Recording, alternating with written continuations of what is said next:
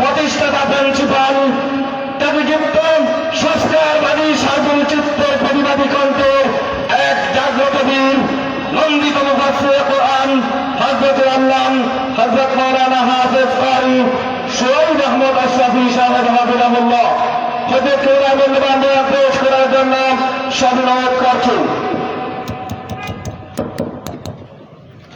السلام عليكم ورحمة الله وبركاته.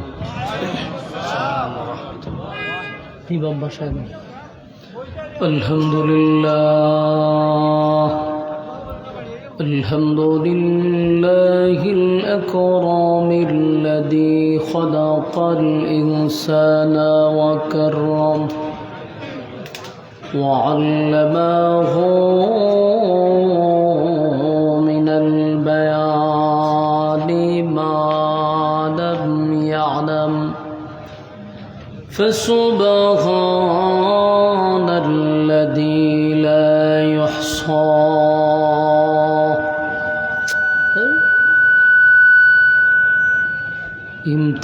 امتدانه باللسان ولا بالقلم ونشهد أن لا إله إلا الله وحده لا شريك له وأشهد أن سيدنا وسندنا وحبيبنا ومولانا محمدا عبد الله ورسوله أرسله بالحق بشيرا ونذيرا وداعيا إلى الله بإذنه وسراجا منيرا. أما بعد فأعوذ بالله من الشيطان الرجيم. কিরে ভাই, হ্যাঁ স্টেজে তো সাউন্ড নেই। بسم الله الرحمن الرحيم. إنا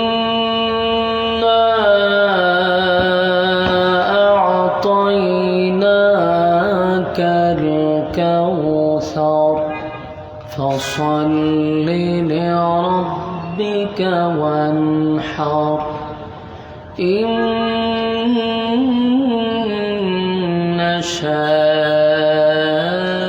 شانئك هو الأبتر. صدق الله العظيم. درود شريف পড়েন اللهم صل على محمد وعلى آل محمد كما صليت على إبراهيم وعلى آل إبراهيم إنك حميد مجيد. اللهم بارك على محمد وعلى নয়েজ বন্ধ করুন, নয়েজ দিতেছে। ইন্নাকা হামিদুম মাজিদ। আলহামদুলিল্লাহ। বাহারা দুবাগ গ্রামবাসীর উদ্যোগে মরহুম হাজী মাওলানা খবির উদ্দিন রহমতুল্লাহ আলাই গ্রামের মুর্দাগানের রুহের মাগফিরাত কামনায় ওয়াজুদুয়ার মাহফিলের সম্মানিত সভাপতি বিশিষ্ট মুরব্বী জনাব মোহাম্মদ আঙ্গুর মিয়া সাহেব, আজকের মাহফিলের প্রধান আলোচক যিনি বয়ান করেছেন সুলতানুল ওয়াইজিন আল্লামা খালেদ সাইফুল্লাহ দামাত বারকাতুহুম, আপনাদের সামনে নসিহত পেশ করেছেন। আমরা যার আমন্ত্রণে এখানে উপস্থিত, লন্ডন প্রবাসী জনাব কয়েস আহমদ সাহেব প্রবাস থেকেই যোগাযোগ করতেছেন। দীর্ঘ অক্লান্ত পরিশ্রমের মাধ্যমে আপনাদের এই আয়োজনটা সম্পন্ন হয়েছে। আপনারা যদি আগামীকাল পর্যন্ত বেঁচে থাকেন, তাহলে এখন যেইভাবে রাস্তাঘাটে আড্ডা এবং গল্পতে ব্যস্ত আছেন, এটা বেঁচে থাকলে কালকেও আপনারা গল্প আড্ডা মারতে পারবেন। যেহেতু কালকে পর্যন্ত বাচ্চা থাকলে এই সুযোগ আপনাদের হাতে আছে।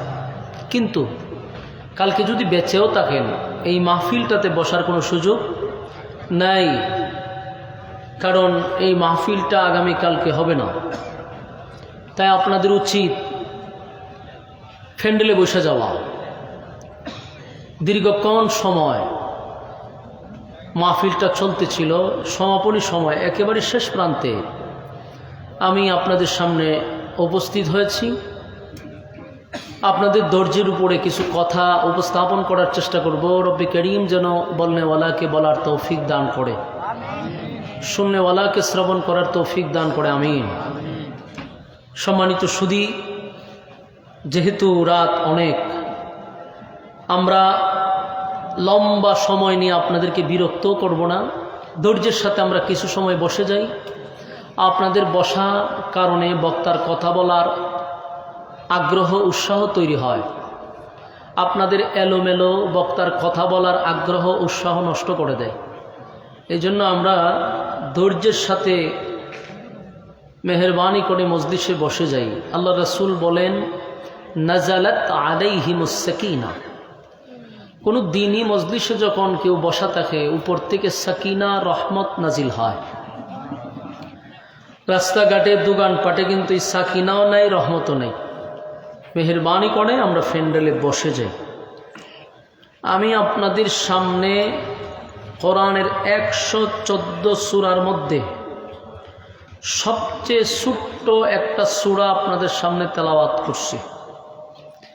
বর্তমানে যে মাসটা চলতেছে এটা হলো রজব মাস। এই মাসকে কেন্দ্র করেই আমি আপনাদের সামনে সূরাটি তেলাওয়াত করছি। কোরআনের মধ্যে সবচেয়ে ছোট সূরা। এই সূরাটা কেন নাজিল করল, কোন কারণে, কোন প্রেক্ষাপটে, কোন ঘটনাস্থলে, এর বিস্তারিত সংক্ষেপে আলোচনা করার চেষ্টা করব ইনশাআল্লাহ। রাসূল আরবি সাল্লাল্লাহু আলাইহি সাল্লামের সামনে যখন সূরাটি নাজিল হয়, নাজিল হওয়ার পিছনে মূল কারণ ছিল রাসূলকে খুশি করা, রাসূলকে সান্ত্বনা দেওয়া, রাসূলের পক্ষে প্রতিবাদ করা। কয়টা হইল? 3টা। বলুন কয়টা? এই 3টা পয়েন্টের উপরে আলোচনা। খুশি, সান্ত্বনা, প্রতিবাদ। বলুন, খুশি, সান্ত্বনা, প্রতিবাদ। এই 3টা পয়েন্ট এই সূরা নাজিলের পিছনে যদি মনোযোগ দিয়ে শুনেন, একটা বিষয়ভিত্তিক, সাবজেক্ট ভিত্তিক আলোচনা বাড়িতে নিয়ে যেতে পারবেন ইনশাআল্লাহ। আমরা সূরা কাউসারের বাহিরে কোথাও যাব না, এটার ভিতরেই থাকবো। তবে আপনার 3টা পয়েন্ট স্মরণ রাখতে হবে: খুশি, সান্ত্বনা, প্রতিবাদ। এই সূরা নাজিলের পিছনে মূল যে কারণ ছিল, এটা হলো রাসূলকে আল্লাহ এই সূরা নাজিল করে খুশি করছে, রাসূলকে সান্ত্বনা দিছে, রাসূলের পক্ষে প্রতিবাদ করছে। তাহলে এটা কোন সময় নাজিল হলো? রাসূলের 63 বছরের জীবনীর, হায়াতের 63 বছরের জীবনীর সবচেয়ে কষ্টের সময়, সবচেয়ে বেশি কষ্টের সময়টাতে আল্লাহ এই সূরাটা নাজিল করছে। মক্কা মদিনার এই পুরা জীবনীটাকে কেন্দ্র করে সবচেয়ে যেই সময়টাতে রাসূল কষ্টে কাটাইছে, সবচেয়ে আঘাত পাইছে, ঠিক এই সময়টাতে আল্লাহ এই সূরাটা নাজিল করছে। রাসূল আরবি সাল্লাল্লাহু আলাইহি ওয়াসাল্লাম যখন কালেমার দাওয়াত মানুষের সামনে পৌঁছায়া দিতে লাগলেন, ঠিক ওই মুহূর্তে 3টা দল রাসূলকে বাধা দিছে। বলুন দল কয়টা? একটা হলো দ্বিত্ববাদী, আরেকটা হলো তিত্ববাদী, আরেকটা হলো বহুবাদী। 2 খুদায় বিশ্বাসী, 3 খুদায় বিশ্বাসী, বহু খুদায় বিশ্বাসী। 2 খুদায় বিশ্বাসী ইহুদি, 3 খুদায় বিশ্বাসী খ্রিস্টান, বহুবাদী বহু খুদায় বিশ্বাসী মূর্তি পূজারী। এই 3 দল রাসূলকে বাধা দিল। বিভিন্নভাবে রাসূলকে বাধা দেওয়ার পরেও যখন কালেমার দাওয়াত আটকাইতে পারল না, তখন তারা লোভনীয় কিছু অফার দিছে যে আপনি দাওয়াত দেওয়া বন্ধ করলে আপনাকে আমরা সুন্দরী নারী দিব, গাড়ি দিব, বাড়ি দিব, সর্দারি দিব। কোনোটাই রাসূল গ্রহণ করলেন না। পরবর্তীতে তারা বিভিন্নভাবে বাধা দেওয়ার চেষ্টা করলো, আন্দোলন করলো, তাতেও কাজ হলো না। এক পর্যায়ে মক্কার মানুষ খুব ক্ষিপ্ত হয়ে গেল। রাসূলকে শেল্টার দেওয়ার মতো লোক তেমন ছিল না। রাসূলের আপন চাচা আবু তালেব ছিল, আর রাসূলের স্ত্রী আম্মাজান খাদিজা ছিল। এই 2 জন লোক রাসূলের পিছনে শেল্টার দিত। এই 2 জন লোক রাসূলের পাশে দাঁড়িয়ে থাকলে কথা বলার সাহস কারো ছিল না।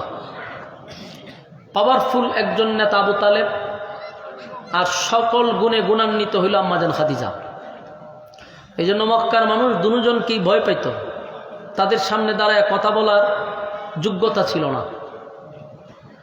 আল্লাহ রাসূল যখন দাওয়াত দিত, 2 জন যখন দুনিয়াতে ছিল, তখন গালমন্দ করত ঠিক, কিন্তু আঘাত করার সাহস পায় নাই। ঘটনাক্রমে আবু তালেব দুনিয়ার থেকে বিদায় হয়ে গেছে। রাসূল একটা আঘাত পাইছে। আঘাতগুলি হাতে গণবেন। এর কিছুদিন পরে আম্মাজান খাদিজা দুনিয়ার থেকে বিদায় হয়ে গেছে। আঘাত হইল 2টা সাইড রাসূলের চলে গেল, যারা রাসূলকে শেল্টার দিত। এই 2 জন লোক যখন চলে গেছে, মানসিকভাবে রাসূল ভাঙা পড়ছে। মক্কার পরিস্থিতি এখন ভয়াবহ হয়ে গেছে। এতদিন তো শুধু গালি দিত, যখন এই 2 জন ব্যক্তি দুনিয়ার থেকে বিদায় হয়ে গেছে, তখন মক্কার পরিস্থিতিটা হয়েছে মারমুখী। তারা এখন সিদ্ধান্ত নিছে রাসূলের উপরে আক্রমণ করবে, রাসূলকে তারা বাধা দিবে, হামলা করবে। পরিস্থিতি এমন একটা পর্যায়ে গেছে, আল্লাহ রাসূল বুঝতে পারছে যে লক্ষণ মক্কার বেশি ভালো না, কিন্তু কালেমার দাওয়াত তার বন্ধ করা যাবে না। আল্লাহর পক্ষ থেকে রাসূলকে পাঠাইছেন এই মিশন নিয়ে, এটা সাকসেস করতে হবে। আল্লাহ রাসূল চিন্তা করলেন, যেহেতু মক্কার পরিস্থিতি এখন ভয়াবহ, দাওয়াত দিতে গেলে তারা বাধা দিবে, আমাদের উপরে আঘাত করবে, নির্যাতন করবে, কিন্তু দাওয়াত তার বন্ধ করা যাবে না। রাসূল সিদ্ধান্ত নিল, মক্কার পরিস্থিতিটা একটু শিথিল হলে আবার শুরু করব কালেমার দাওয়াত। এর ভিতরে আমরা মক্কার থেকে বহুদূর তায়েফে রাসূল গেলেন দাওয়াত দিতে, যে আপাতত ওই দিকে দাওয়াত চলুক, মক্কার পরিস্থিতি স্বাভাবিক হলে আবার কালেমার দাওয়াত মক্কাতে চলবে। ঘটনা সবাই জানেন, আমি শুধু রাসূলের পরিস্থিতিটা আপনাদেরকে বোঝানোর জন্য একটু একটু টাচ দিয়ে যাব। তায়েফে কালেমার দাওয়াত নিয়ে যাওয়ার পরে কি ঘটনাগুলি ঘটছে আপনাদের জানার কোনো বাকি নেই। সেখানে তায়েফের মানুষ রাসূলের উপরে আঘাত করছে, রক্তাক্ত করছে, ভয়াবহ রাসূলের উপরে আক্রমণ। কত জুড়ে পাথর মারলে পড়ে চামড়া ফেটে রক্ত বাহির হয়। আমার কথা আপনারা বুঝেননি? হ্যাঁ, আপনারা আর বাপটা এমন হয়েছে যে আপনারা বিপদ ফিরে বইরেছেন। হ্যাঁ, লক্ষণ এরকম ভয়। কেউ বাউন্ডারি এই বাজু, কেউ বাউন্ডারি এই বাজু, কেউ গেটের সামনে দাঁড়ায় দেখতেছে, কেউ দূর থেকে দেখতেছে। যেমন বোঝা যায় আমি অন্য এক গ্রহর থেকে আইছি, একজন একভাবে দাঁড়ায় দাঁড়ায় আমরা দেখতেছি। আমি ফুরান মানুষই, আপনারা বয়ে যেতে পারেন, অসুবিধা নেই। মেহরবানি করে বসেন। আপনারা যত সুন্দর করে বসবেন তত আলোচনা গুছালো হবে। আর এই পরিস্থিতি থাকলে একটা বক্তার কোনোভাবেই আলোচনা ওঠা সম্ভব না, কথা বলার আগ্রহ এরকম থাকে না। এই জন্য সুন্দরভাবে বসা যান, যেন আমারও কথা বলার একটু আগ্রহ তৈরি হয়। আপনারা কয়েস ভাই অনেক মহব্বত করে দাওয়াতটা দিছে, ভালোবেসে দাওয়াতটা দিছে। আমিও ব্যস্ত মানুষ। আপনাদের সিলেট আমার বিভাগ হইল, আমি সিলেটে প্রোগ্রাম খুব কম করি। আমি দূর দূরান্তে চলে যাই, আমার জন্য বালা। কারণ দূরে গেলে আমার এই দৃশ্য দেখতে হয় না। কথা বুঝতেছেন? এই দৃশ্য আমার দেখতে হয় না। তো এই জন্য আমি আমার দূরে প্রোগ্রাম করি, বিভিন্ন ডিস্ট্রিক্টের মানুষ নিয়ে যায়। এটাই বালা, এখন যা বুঝলাম। কারণ আমি আইলে যদি আপনারা মুতে ধরে, আপনারা আইলে যদি বাথরুমে ধরে, তো মহা সমস্যা, ঠিক না? এই জন্য বাবা আমি সিদ্ধান্তটি নিছি যে আমার দেখলে যাতে আমরা বাথরুমও দৌড় না লাগে, মুতেও যাতে না ধরে, আমি দূরে তাহাটাই বালা। তো একজন মহব্বতের মানুষের দাওয়াতে আসছি, এখন যদি আপনারা আমার সাথে এই বকর চকর করেন তাহলে তো অত্যন্ত দুঃখজনক। খেরে আপনারা বাইরে দাঁড়া রয়েছেন, ভিতরে জায়গা তুইয়া আপনারা বইলে পরিবেশটা সুন্দর হইলে আমারও কথা বলতে ভালো লাগতো। আচ্ছা যাক, এরা যদি বেশি হয়ে ভিতরে ঢুকতো তারপরে হবো তো জায়গা। হ্যাঁ, সালামালকে দিয়ে পরে যাবো। বসেন বসেন ইনশাআল্লাহ। ঘর থেকে যেহেতু বাইরেছেন মাহফিলের নিয়তে, তো উচিত মোনাজাত দিয়া যাওয়া, ঠিক না? মাহফিল শেষ করে যাওয়া, এটা উত্তম। গিয়ে কি করবেন? ঘুমাইতেন তো নাই। এই জন্য মেহরবানি করে একটু বসে যান। আর আমিও আপনাদের এখান থেকে খুব ঘন ঘন আসবো, বিষয়টা এরকম না। বসেন। তো একটু খেয়াল করেন আপনারা। এক, কষ্ট পাইছে, খাদিজা চলে গেল। 2, চাচা চলে গেছে। 3 নম্বর কষ্ট রইল তায়েফের ময়দানে রাসূলকে এমনভাবে রক্তাক্ত করছে যে আল্লাহ রাসূল বেহুশ হয়ে গেছে। আবার রাসূলকে দাঁড় করেছে, আবার মারছে। নবীর শরীরে কোনোদিন একটা মশা মাছি বসে নাই, সেই শরীরটার মধ্যে তারা আঘাত করছে। অনেক কষ্ট নিয়া আল্লাহর রাসূল আবার মক্কাতে আসছে। বলুন আঘাতের সংখ্যা কয়টা? মনোযোগ দিয়ে শুনেন, তাহলে আর 2টা হইতেন না। মনোযোগ নাই দিকে আর 2টা হয়েছেন, এলেন মনোযোগ দিয়েন। আঘাতের সংখ্যা হইল 3টা।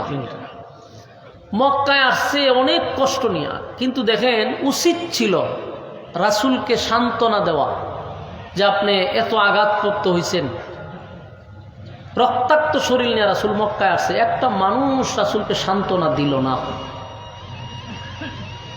রাসূল নবী সাল্লাল্লাহু আলাইহি সাল্লাম মক্কাতে আসার কিছুদিন পরে ওদের মোবাইলের মধ্যে গান বাজে খার।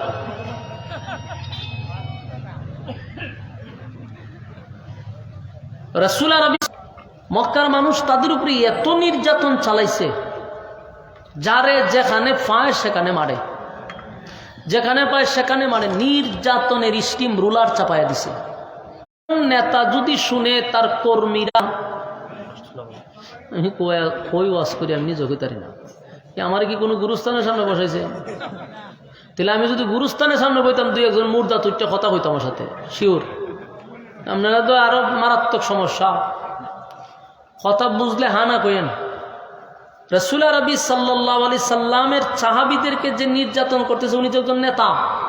তো নেতার কর্মীরা যদি মারে, নেতার কষ্ট লাগার কথা নেই? এটা জোরে কেড়ে কয় না, কারণ আমরা বাংলাদেশে এরকম দরদি নেতা হই নাই। মোবাইলটা উড়ায় ফেলান তো, বেয়াদব। ফালতু গান লাগাইতেছে, আবার এখানে দেখতেছে, ফোনাইতেছে, সাইলেন্ট করবে। রাসূল আরবি সাল্লাল্লাহু আলাইহি সাল্লাম ছিলেন একজন নেতা। কর্মীরা যখন মার খাইতেছে, আল্লাহ রাসূল এটা অনেক কষ্ট পাইছে। এমন একটা পরিস্থিতি যে রাসূল প্রতিবাদ করবে এই সিচুয়েশন তৈরি হয় নাই, আর আল্লাহর পক্ষ থেকে কোনো অর্ডারও নাই যে আপনি প্রতিবাদ করেন। তাই নেতা হিসাবে নীরবে অনেক কষ্ট পাইছে। বারাক্রান্ত মন নিয়ে রাসূল মক্কায় আসলো। আয়েশা শুনে যে সাহাবীরা মার খাইতেছে, এটা নবীর আরেকটা আঘাত কটা পাইল, সেটা। আল্লাহ রাসূল কিছুদিন যেতে না যেতেই উনার 4টা ছেলে সন্তান ছিল। একে একে একে 4টা সন্তানকে আল্লাহ দুনিয়াতে নিয়ে গেছে। বুঝতেছেন কথা? হ্যাঁ, ভালো করে বুঝছেন। মনোযোগ তো নাই। গিচ্ছা কাহিনী শুনবারলে আপনারা ভাগ হলো। এখন কিছু জিগির আজকাল লাগাই দিতাম, কুত খাত কুথানি মুতানি দিলে দেখেন ভাল লাগতো। একটা বিষয়ের উপরে আলোচনা, মনোযোগ নাই। আর কাম হইল হুজুর জিগির করেন, নাচানাচি করেন, লাফালাফি করেন। মনোযোগ দিয়ে শুনলেন। দেখেন আঘাতের সংখ্যা কটা গেল, 4টা। আর এখন নবীর কান্নায় সাহাবায়ে কেরাম ব্যতীত কানতে কানতে রাসূল একটা সময় তন্দ্রায় চলে গেছে। তন্দ্রা বুঝিনি? অঙ্গানো, একবারে ঘুম না, অঙ্গানো। এই কানতে কানতে রাসূল তন্দ্রায় চলে গেছে। তো তন্দ্রায় গিয়ে হঠাৎ করে রাসূল মাথা উপরে দিয়া, আপনার ব্যথায় আমরা ব্যতীত, আপনার খান্দন দিকে আমরা কানতেছি, আপনার চোখের পানি দিকে আমরা পানি ছাড়তেছি, কিন্তু আপনি দিয়ে আবার মাঝখান দিয়ে দেখলাম আপনি মুচকি হাসি মারলেন। হুজুর, এটা বিষয়টা আমরা একটু বুঝতে চাই। আল্লাহর রাসূল তখন বললেন যে এই মুহূর্তে আমার কাছে একটা সূরা নাজিল হইছে। কষ্টের মধ্যে হাসি দিল। সাহাবায়ে কেরাম বলেন, হুজুর, এই সূরা নাজিল হওয়ার পর আপনি মুচকি হাসি দিলেন? কত সূরাই তো নাজিল হয়, কত আয়াতই তো নাজিল হয়।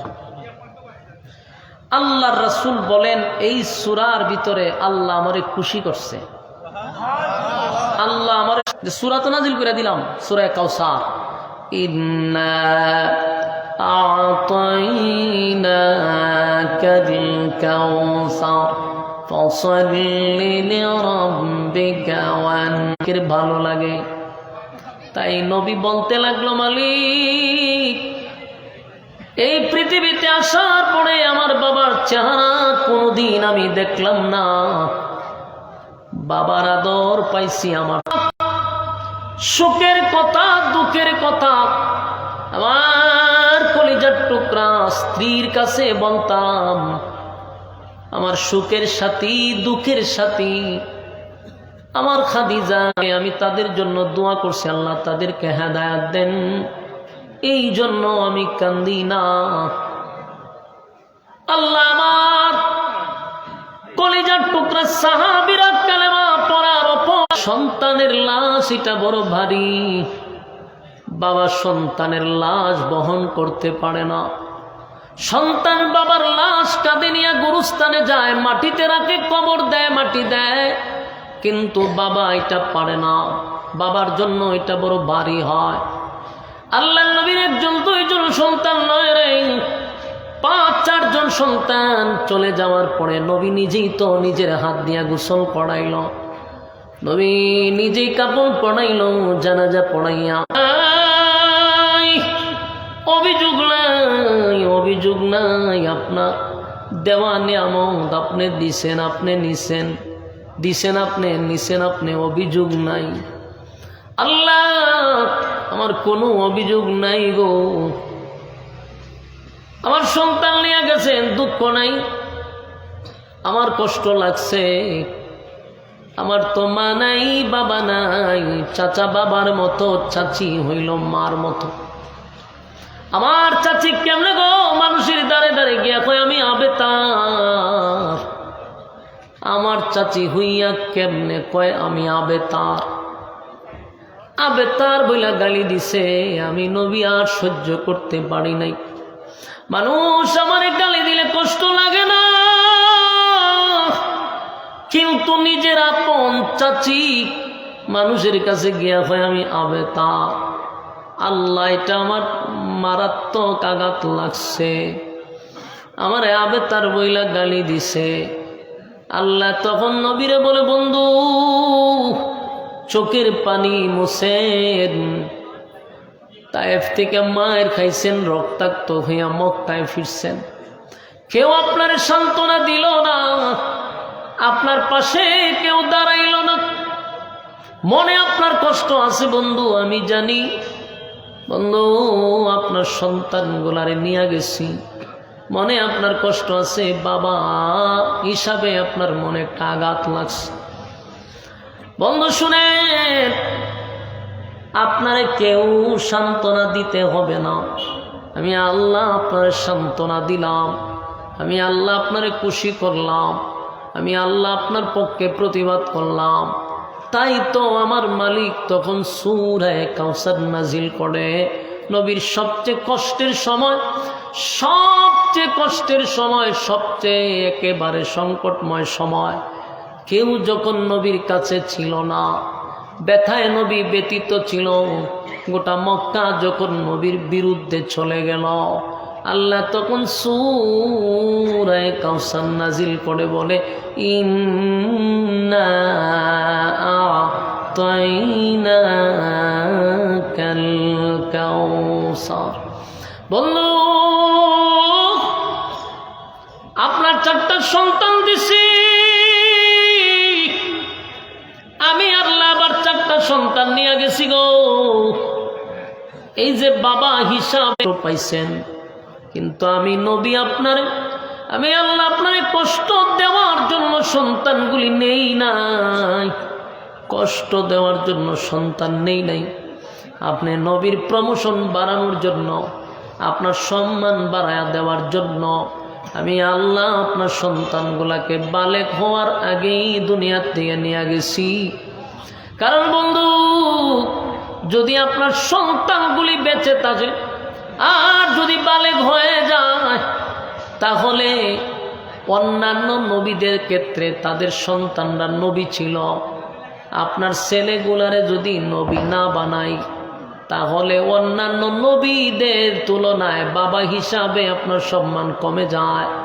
কারণ অন্যান্য নবীদের ছেলেরা নবী, তো ছেলে যদি নবী হয়, বাবা হিসাবে তার সম্মান বাড়ে না, কমে যায়। চিন্তা করছেন নি আমি কথা কই আর কোনো খবর নাই। আমার যুবক ভাইরা, আল্লাহ রাব্বুল আলামিন বলেন, বলুন তো দেখি, নবীর ছেলে যদি নবী হয়, তাহলে কি নবীর সম্মান থাকে? কারণ নবীর আল্লাহ বানাইছে প্রধান অতিথি, খাতামান নবিয়্যিন। আমার পরে, আমার নবীর পরে কোনো নবী নাই, আমার নবীরে পাঠাইয়া নবুয়ত খাতামান নবিয়্যিন আপনি থাকেন না, তাই আপনার সম্মান কমে যায়। আমি আল্লাহ বালেক হওয়ার আগেই দুনিয়ার থেকে বিদায় করে দিছি। আবার যদি দুনিয়ায় থাকতো আর নবী না দিতাম, নবী না বানাইতাম, আপনার ক্ষেত্রে এটাও হবে না। তাহলে অন্যান্য নবীদের ছেলের তুলনায় আপনার ছেলেদের যোগ্যতা কম, এদিক দিয়ে আপনি ছোট হয়ে যান। তাই আমি আল্লাহ আপনার ছেলেগুলারে বালেক হওয়ার আগে, নবীর ছেলেও ছিল, মেয়েও ছিল, ছেলেও ছিল, মেয়েও ছিল, তারপরেও বেঈমানরা নবীর আবে তার কয়। আর আল্লাহ যদি ছেলে না দিত রে, তাহলে আরো বেশি কইতো, ঠিক নেই? আমার নবীর আল্লাহ ছেলেও দিল, মেয়েও দিল, ছেলে না, অভিযোগ নাই। কিন্তু আমার চাচি কেমনে গো আমারে কয় আমি আবে তার। আল্লাহ কয়, বন্ধু আপনার ছেলে নিলাম মাত্র 4 জন, জোরে কোন কয়জন? এখন একটু চিন্তা করে দেখেন, নবীর ছেলে নিল 4 জন, আল্লাহর রুহানি সন্তান দিল হাজার হাজার কোটি। ছেলেরা যদি বেঁচে থাকতো, আপনি নবীর বিরুদ্ধে যদি কেউ কথা বলতো গো, তাহলে ছেলেরা বাবার পক্ষ হইয়া প্রতিবাদ করতো, এটাই তো কথা, কথা হয় না? বাবারে মক্কার মানুষ কয় আপনার ছেলে নাই, আপনার নাম নেওয়ার মতো কেউ থাকবে না, আপনার নাম নেওয়ার মতো কেউ থাকবে না। আপনার বংশ থাকবে না, আপনার নাম মানুষ ভুলে যাবে। না বন্ধু না, নিলাম তো 4 জন, দিলাম যে কোটি কোটি হাজার কোটি। আমরা নবীর কি? আমরা নবীর রুহানি সন্তান। বলুন, রুহানি সন্তান হিসাবে আমাদের দায়িত্ব কি? বাংলাদেশের টেকনাফ থেকে তেতুলিয়া যদি কোনো এক জায়গায় নবীর বিরুদ্ধে কেউ কথা বলে, নবীর ইজ্জতের উপরে যদি কেউ হামলা, কেউ কথা বললে, রুহানি সন্তান প্রতিবাদ করবে, জীবন দিবে, হাসতে হাসতে চলে যাবে, কিন্তু আপনার ইজ্জত জমিনে নষ্ট করতে দিবে না। সম্মানিত শুধু নামের আগে নাম লাগাইছেন আপনারা আশেকে রাসূল। আশেকে রাসূলের অভাব নাই, কিন্তু আপনারা আশেকে রাসূলগুলো যাই না রাখা দরকার। আমরা শুধু নবীর নাম বিক্রি করে খাইলে চলবে না। কথা বুঝতেছেন? নবীর নাম বিক্রি করে খাওয়াইন না লোক অনেক আছে, পাওয়া যায় না, মিছিলে পাওয়া যায় না, মিটিংয়ে পাওয়া যায় না, আন্দোলনে পাওয়া যায় না। যাদেরকে নবীর দুশমন বলে গালি দেয়, তারা নবীর বিরুদ্ধে কথা বললে রক্ত দেয়, জীবন দেয়, রাজপথে যায় নবীর ইজ্জত রক্ষা করার জন্য। এই জন্য নবীর নাম বিক্রি করে আর কত খাইবেন, কতদিন চলবেন? আমাদের উচিত আমরা নবীর রুহানি সন্তান হিসাবে এই জমিনে, আল্লাহর নবীর বিচার হয় না 54 বছর ধরে। বাংলাদেশে বিচার হয় না কত বছর ধরে? হ্যাঁ, কথার উত্তর দিয়ে সব আওয়ামী লীগ বইরিছে এসে। হ্যাঁ, কথা বুঝেননি আমার? 54 বছর ধরে আজ পর্যন্ত বলতে পারবেন বাংলাদেশে নবীর বিরুদ্ধে গালি দেওয়ার কারণে কারো ফাঁসি হয়েছে? হয় নাই। এদেশে যদি নেতার বিরুদ্ধে কথা বলা হয় তাহলে 24 ঘন্টা যায় না এই লোকটারে 24 ঘন্টার ভিতরে খবর দিয়ে উপরে ফুল গাছ লাগাইতে রাখে। ঠিক না? ঠিক। গত 16 বছর মুজিবের বিরুদ্ধে যদি কেউ কথা বলছে, এ দেখবেন হঠাৎ করে নাই কি হয়েছে, খবর গাছ উঠে আছে। আপনি এখন এই প্রেক্ষাপটে যদি জিয়ার বিরুদ্ধে গালি দেন, তারেকের বিরুদ্ধে গালি দেন, আমরাও নাই, আমরাও গায়েব। তার মানে বোঝা গেল নেতারে তোমাদের গালি দিলে তোমাদের কষ্ট লাগে। তো আমাদের নেতা মুহাম্মদুর রাসূলুল্লাহ সাল্লাল্লাহু আলাইহি ওয়াসাল্লাম, আমাদের নেতার বিরুদ্ধে কথা বললে আমাদের মেজাজ গরম হয়, আমাদের মনটা চায় তোমার জিহ্বা কুত্তার নাস্তা বানায়া দেই। কারণ 54 বছরের ভিতরে এই জমিনে নবীর দুশমনদের বিচার হয় নাই। এখন থেকে আমরা সিদ্ধান্ত নিছি, নিজেদেরকে তো আমরা দাবি করি 96% মুসলমান দেশ, ঠিক না? গর্বের সাথে বলি, আন্দোলনে বলি যে আমরা 96% মুসলমান, অথচ 96% মুসলমানের দেশে আমরা সংখ্যালঘু হিসাবে বাস করতেছি।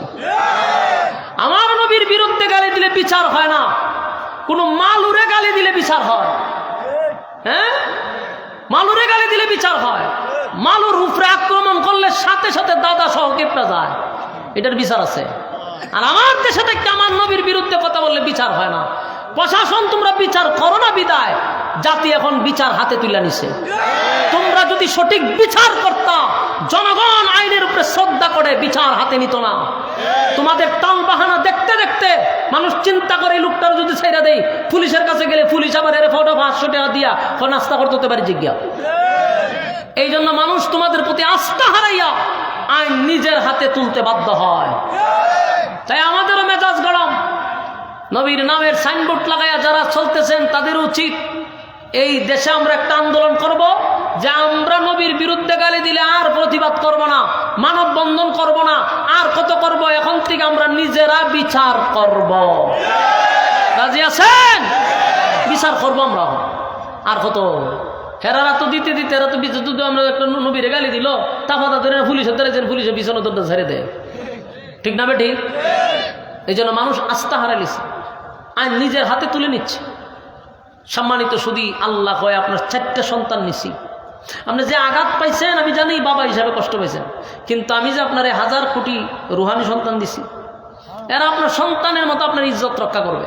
এরা জীবন দিবে কিন্তু আপনার ইজ্জত নষ্ট করতে দিবে না। ঠিক না বে ঠিক?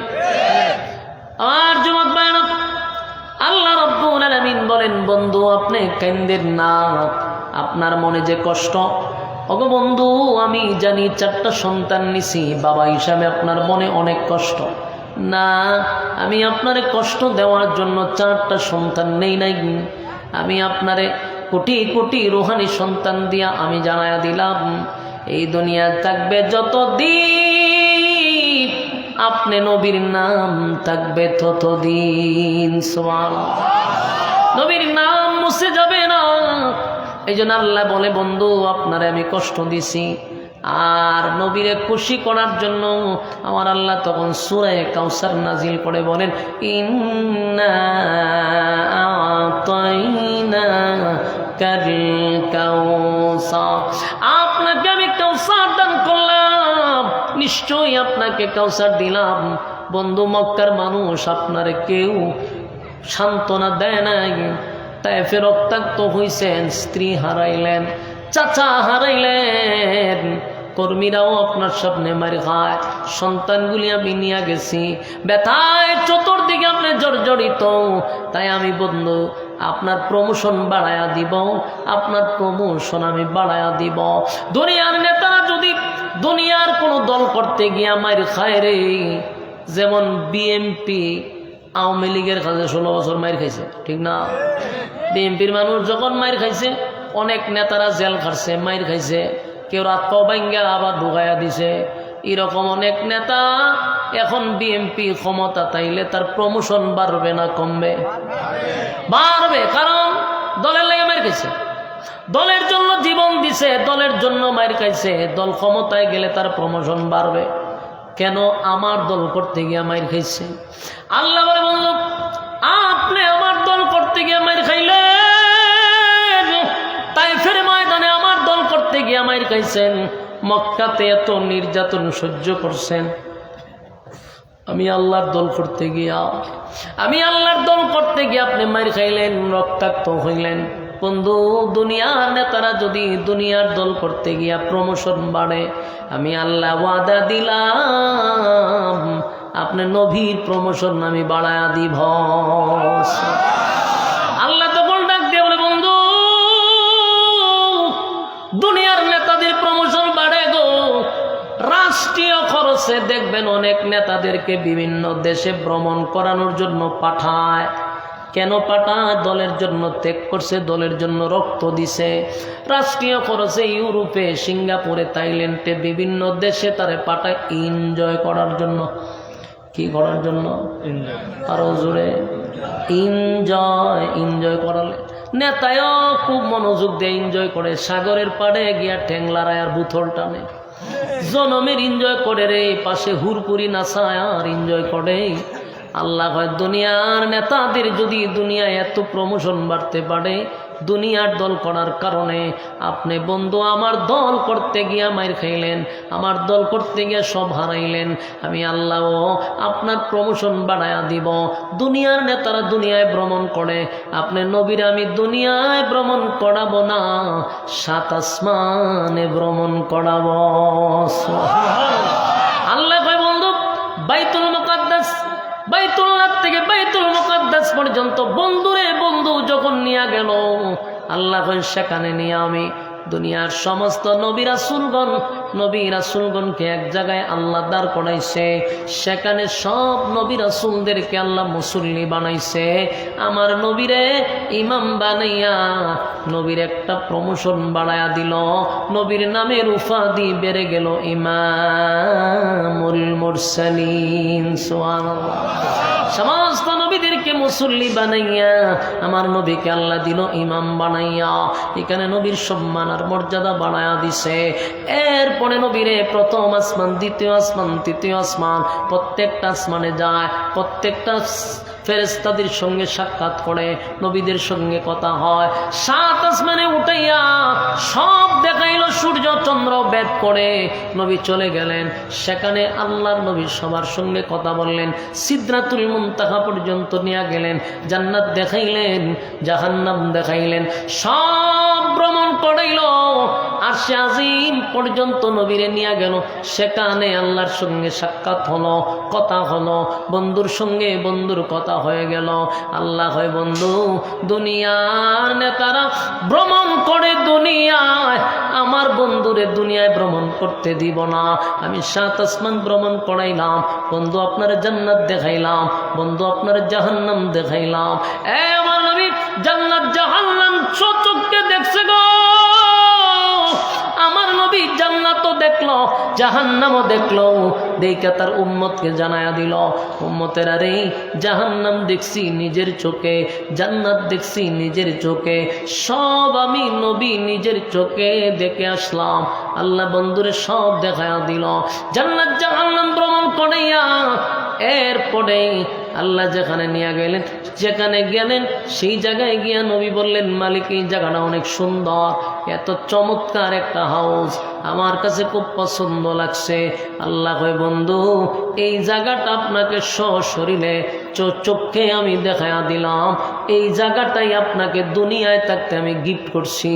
ইন্না আ'তাইনাকাল কাউসার, দুনিয়ায় থাকতে আপনাকে আমি হাউজে কাউসার গিফট করছি, তাই আমি আপনারে সশরীরে সচক্ষে দেখানোর জন্য আমি আমার একদিন দুই দিন নয়, প্রায় 950 বছর কাঁদছে, আমি তারে কাউসার দেই নাই। বন্ধু আমার জন্য সব নবীরা পাগল ছিল, সব নবীরা কানল, কাউরে আমি কাউসার দেই নাই। আমি নবী, আপনি নবীকে কাউসার দিলাম, এই কাউসারের যে কত দাম, কত দাম, কত দাম, মানুষ হাসরের মাঠে গেলে বুঝতে পারবে হাউজে কাউসারের পানির কত দাম। আর যুবক ভাইরা, কলিজা পাটা পিপাসা করতে পারে রে 50,000 বছরের ভিতরে আর কোনো দিন পানির পিপাসা লাগবে না। আর যুবক ভাইরা, হাসরের মাঠ ভয়ানক, পানির পিপাসায় মানুষের জিহ্বাটা কুকুরের মতো বাহির হয়ে যাবে জন্য, কিন্তু যখন কাছে আসবে আল্লাহর নবী দেখেন তাদেরকে আর দেখা যায় না, নবীও তাদেরকে দেখে না, তারাও আমার নবীরে দেখে না।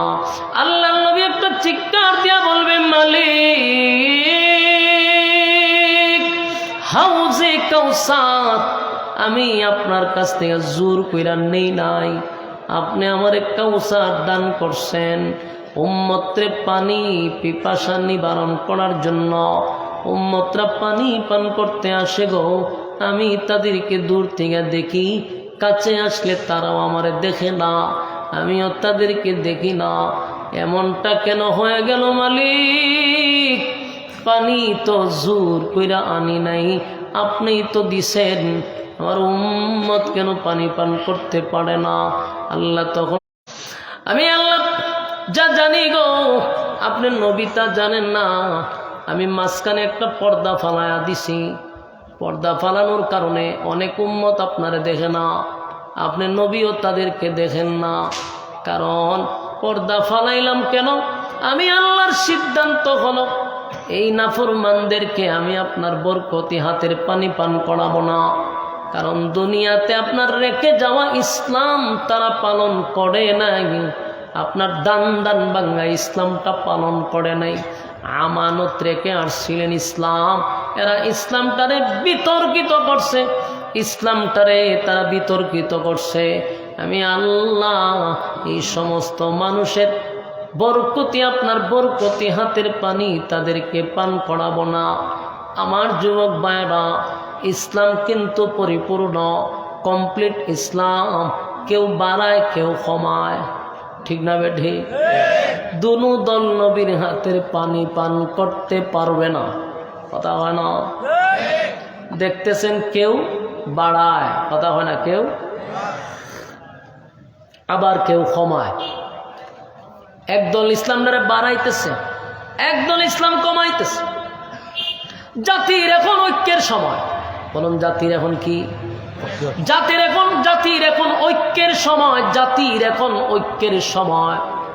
এখন ভেদাভেদ নাই, কার টুপি লম্বা, কার টুপি নেশা, কে খারুইয়া, কে বইয়া, কে বুকে হাত, কে নাবিতে হাত। এগুলা এখন গুতাগুতির সময়, কথা হয় না? যার যার আকিদা, কিন্তু ইসলামটা তো সবার। ছোটখাটো আকিদার জন্য মূল জায়গার থেকে যদি সরে যাই, বিপদ আমাদের সামনে আছে। এখন জাতির ঐক্যের মধ্যে যদি কেউ ফাটল দড়ায়, এই জাতি তাদেরকে ভুলবে না। তোমাদের নাম আমরা লিখে রাখব, যদি এই জাতির ক্লান্তি লগ্নে যদি তোমরা জাতির ঐক্যের মধ্যে ফাটল দড়াও, তোমরা আব্দুল্লাহ ইবনে সুলুলের মতো তোমরা ভূমিকা রাখবা। আব্দুল্লাহ ইবনে সুলুল মুনাফিকের সর্দার, দেখা যায় তো বড় আল্লামা, কিন্তু ভিতরে ভিতরে হুদ্দা শয়তানি। কথা হয় না? ভিতরে ভিতরে যেন শয়তানি। এই জাতির ক্লান্তি লগ্নে একটা দল দেখতে আব্দুল্লাহ ইবনে সুলুলের মতো। জাতির ঐক্যের সময় যখন মানুষ এক হইতেছে তখন মাঝখান দিয়া ফাটল ধরাইতেছে। বাংলাদেশের জাতীয় মসজিদের নাম হলো বাইতুল মুকাররম। এই বাংলাদেশ সৃষ্টি হওয়ার পরে জাতীয় মসজিদে এত বড় আলেমের আগে ছিল না। কিয়ামত পর্যন্ত থাকবে কিনা আমার সন্দেহ। কেন সন্দেহ জানেন? কারণ যায় দিন ভালো যায়, আয় দিন বড় ভয়ঙ্কর আয়। ঠিক না বেঠিক? আর নবীর কথা অনুযায়ী এলেম উঠে যাবে, ভালো লোক থাকবে না। বাইতুল মুকাররম বাংলাদেশের একটা জাতীয় মসজিদে এই পর্যন্ত এত বড় আলেম আর ঢুকে নাই, এত যোগ্য লোক আর ঢুকে নাই, এত নিরহংকার মানুষ আর ঢুকে নাই, এত তাকওয়াবান লোক আর ঢুকে নাই। এমন লোকের হাতে মসজিদ যিনি মিম্বরে দাঁড়াইয়া হক কথা বলে। অতীতের একমাত্র উবাইদুল হক বাদে যত খতিব সাহেব ছিল কেউ বাইতুল মুকাররমে হক কথা বলতে পারে নাই। আমাদের এই আব্দুল মালেক হাফিজাহুল্লাহ ডাইরেক্টলি যে কোনো বিষয় ডাইরেক্ট কথা বলে। চাকরি আছে না নাই দেখার সুযোগ নাই। ঠিক না বেঠি? এই লোক জানাজা পড়াইল বাংলাদেশের কিংবদন্তি একজন আপসহীন নেত্রী, 3 বারের প্রধানমন্ত্রী বেগম খালেদা জিয়া দুনিয়ার থেকে বিদায় হয়েছে।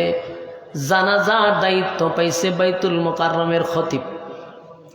আমি তো মনে করি খালেদা জিয়া সাহেবের ভালো কোনো কাজের উসিলায় আল্লাহ এত বড় একজন আলেম দিয়া জানাজা পাইছে।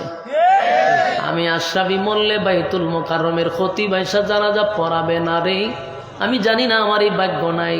কিন্তু খালেদা জিয়ার ভাগ্যটা কত ভালো, এত বড় একজন আলেম ওনার জানাজা পড়াইল, লক্ষ লক্ষ মানুষ ওনার জানাজায় গেল।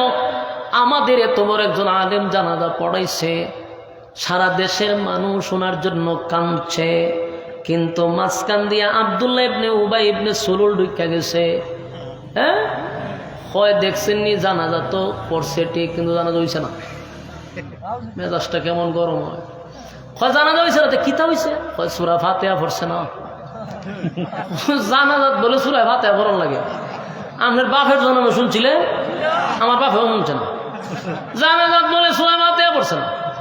বুখারী শরীফের উদ্ধৃতি দেয়, বুখারীতে আছে বুখারী।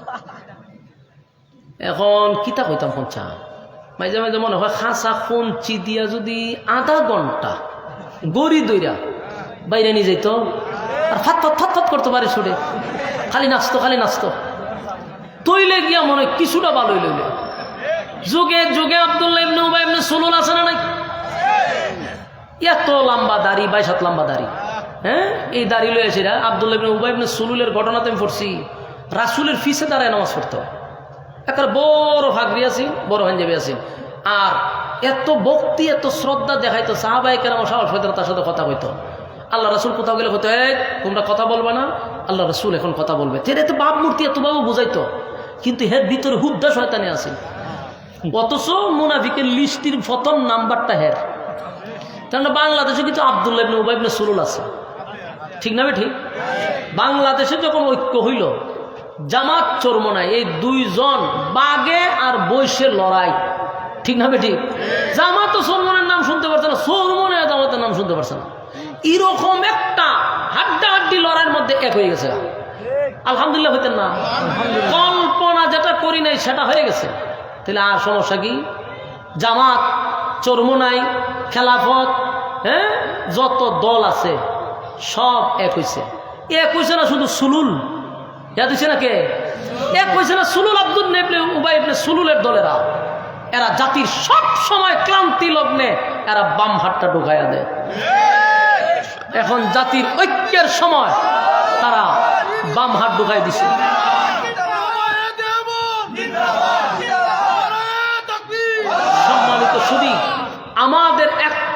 কথা স্পষ্ট, আমরা এখন কে টুপি লম্বা, কে সুকা, কে বাডি দেখার দরকার নাই, ঠিক না বেটি?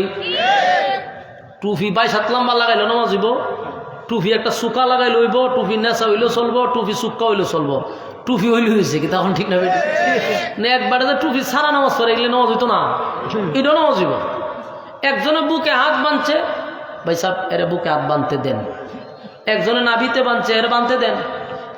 হাত বাঁধালো ঠেলাঠেলি করেন না। একজনের যে হাত নাই তখন কিতা করতো, নামাজ হইতো না। আমি সৌদি গেছি তো, যাওয়ার পরে দেখি কিছু মানুষ নামাজ পড়ে এরা হাতই বাঁধে না। ও এটা কিতা হাতি এমনি খারাপ হয়েছে, নামাজ পড়তেছে। কিন্তু সৌদিতে ঠেলাঠেলি নাই, গুতাগুতি নাই, খরা বলে তুই আমার দলের না, হরে হাত বাঁধস না কেটে, ইটা নিয়ে কোনো সমস্যা নাই। চার মতো যে নামাজ পড়তেছে, আরে ভাই উদ্দেশ্য প্রত্যেকের দিলের খবর আল্লাহ বালা জানে। তুমি যেভাবে পড়তেছো পড়ো, আরেকবার পড়তেছে আচ্ছা পড়তে দে, এখানে গুতাগুতি করার দরকার নাই তো। যত গুতাগুতি ভাড়া ভাড়ি ঠেলা ঠেলি সব হইল বাঙার বাংলাদেশ। বাংলাদেশ দিয়ে কোনদিন জোড়া লাগবা আর আমার এত একটা বাজে মন মানসিকতা আমাদের, এত সংকীর্ণ আমাদের অবস্থা। আমাদের মধ্যে উদারতা খুব কম, আমাদের মধ্যে সংকীর্ণতা বেশি, ঠিক না বেটি? 1 নম্বর সমস্যা হলো আমরা মৌলবিডিয়া হইতারি না, খালি গুতাগুতি করে, ঠিক না বেটি? ফান খায় আর ফাঁকনা ফাঁকনা আলাপ, এমন ফাঁকনা বোঝা যা দেশের প্রেসিডেন্ট হয়ে গেছে। মসজিদের কোনাত বয়ে বয়ে এমন ফাঁকনা ফাঁকনা আলাপ করে ফান খাইয়া খাইয়া। ওরে বাবারে তুই তো ফাঁকনা হতা গোস করে রে ভাই, তোর মতো তুই চল, আরেকবারের মতো চলতে দোক, চলতে থাক, মাঝখানটা বাম আর ঢুকাইস না, না খালি ফাঁকনামি আলাপ। এগুলা কইরা আমাদের মধ্যে দূরত্ব বাজাইছে। এলে আমি মাঝে মাঝে দুঃখে কই, শখে কই না, আনন্দে কই না, দুঃখে কই কি তা জানি যে যা রাজনীতি শিখবার হইলে তোমরা জামাত থেকে রাজনীতি শিখো। আমার এই কথার সাথে বিএনপিও একমত। বিএনপির অনেক নেতারা কয় জামাত থেকে ডিসিপ্লিন শিখো। কেন? এদের মধ্যে ভাই গুতাগুতি কম, ভিতরে ভিতরে গুতাগুতি থাকলে এরা জীবনে প্রকাশ করে না। কথা বুঝতেছেন? এরা জাতিরে তামাশা দেখায় না, মানুষের হাসায় না। আমরা খুজুরে লেগে যাই, টুপি করতে আনছে রে, আমরা আকিদার না বাই করে দে, মসজিদে বাইরে দে, বাইরে দে, ঠেলা মেরে দে, ফেলাই দেওয়া উমা মাইতা খরচ কা দেখতারে না। ভিতর খারাপ কেন? সংকীর্ণ, ভিতরে উদারতা কম, এগুলা ভিতরতে সরাইতে হইব। আমরা বুক ফাইটটা দিব, আসেন এই জামাতে টেকনিকটা জানে, জানের কাছে আইন যা দিয়ে আমাদের বুকও জড়াই ধরবো, ভিতরে হেতে সাতাও, কিন্তু উপর দিয়া তো হ্যাঁ আপনারা কলজার ভিতরে আর দিছে, ঠিক না? ঠিক এই অভিনয়টাও শিখেন।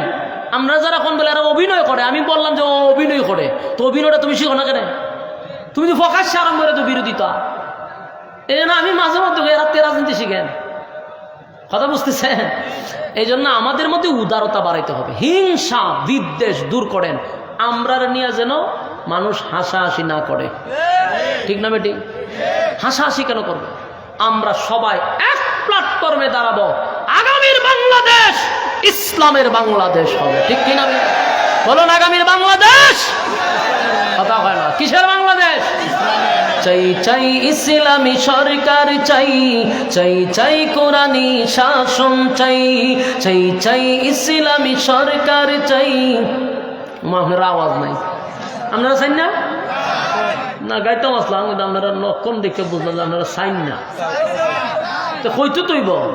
চাই চাই ইসলামী সরকার চাই, চাই চাই কোরআনী শাসন চাই, চাই চাই ইসলামী সরকার চাই, চাই চাই কোরআনী শাসন চাই। কামানের গোলা যেটা করবে না বোর, শান্তি সুখের দর কি যে মধুর। সন্ত্রাস মুক্ত পৃথিবী চাই, সন্ত্রাস মুক্ত পৃথিবী চাই, চাই চাই ইসলামী সরকার চাই, চাই চাই কোরআনী শাসন চাই, চাই চাই ইসলামী সরকার চাই, চাই চাই কোরআনী শাসন চাই। আগামীতে দেশ হবে ইসলামী দেশ, এক হও মুসলিম ভুলে বিদেশ।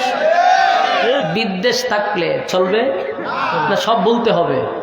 আগামীতে দেশ হবে ইসলামী দেশ, এক হও মুসলিম ভুলে বিদেশ। বিজয়ের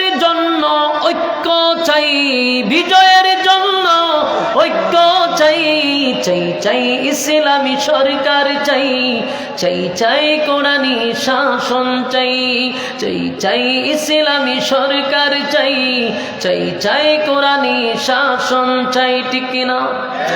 তাই পাখি গাছে গেয়ে যাবে গান, সুখে সুখে শোনা যাবে মধুর গান, যে তাই পাখি গেয়ে যাবে সুখের গান, যে তাই পাখি গাছে গেয়ে যাবে গান, মুখে মুখে শোনা যাবে সুখের স্লোগান।